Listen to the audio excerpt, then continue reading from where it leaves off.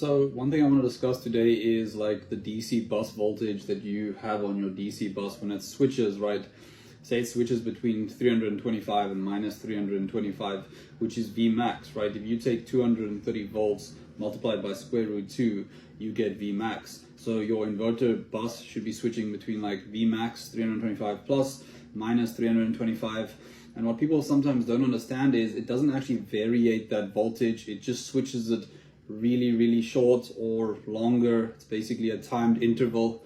It switches in the 10 to 50 kilohertz range, and I mean your AC sine wave is just running in a 50 hertz, right? So if it can switch multiple times in between that with an output stage. Now this is the important part, because if it didn't have the output stage and you were monitoring it, just the switching on an oscilloscope, you would see the hardcore drops between 325 and minus 325 and 0. If you didn't put the output stage, it would look like that. But because inductors resist the change of current, and obviously DIDT determines the voltage across them, if you put this in series, you would basically regulate the output voltage anyway.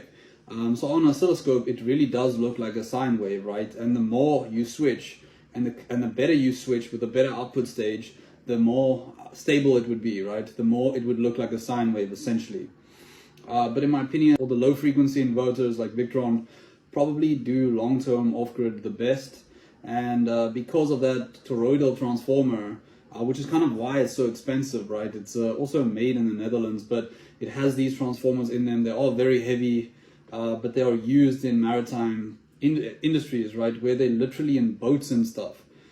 So wet, salty, worst conditions. So when you put them in residential and they're just working in between grid being on, grid being off type style, they tend to last forever, in my opinion.